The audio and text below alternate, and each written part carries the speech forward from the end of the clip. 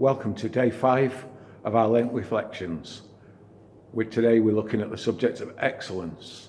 Colossians 3:23 and 24 says, whatever you do, work at it with all your heart, as working for the Lord, not for men. It is the Lord Christ you are serving. I recently read the following quote, which made me look again at this value of excellence. It's by Robert Quinn, and it says, excellence is a form of deviance.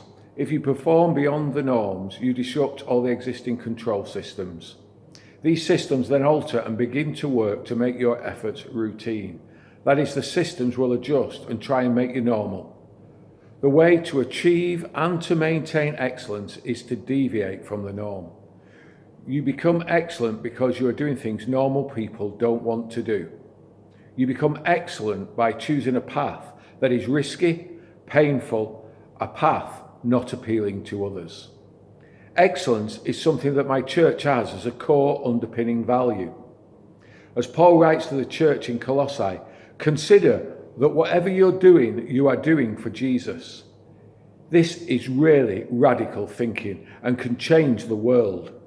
Most people and organisations work to make sure that what they do is good enough.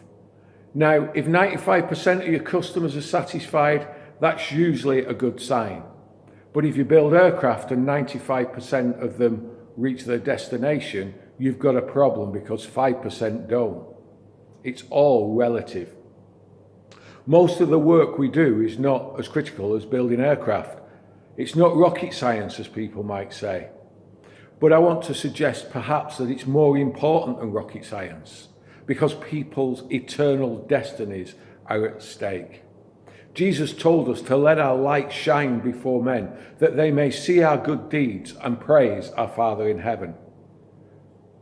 We often think our good deeds are the kind acts, the social action and the like that we do.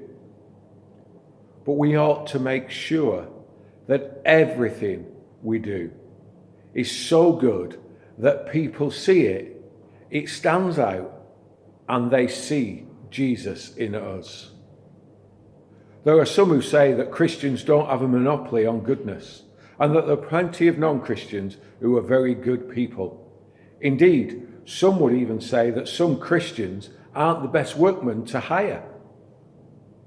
Now, these things might be true, but the real church, the true church, should be different. The early church was noted for its goodness. It did stand out from the crowd.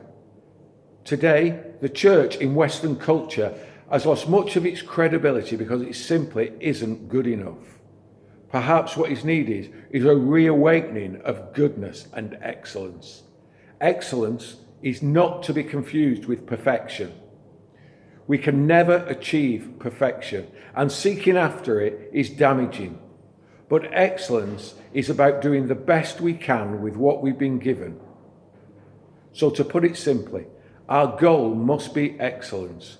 We don't believe in good enough or it'll do.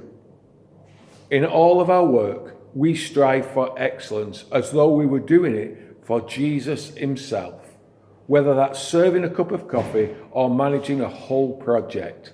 People's eternal destiny is affected by what they see in me and in you.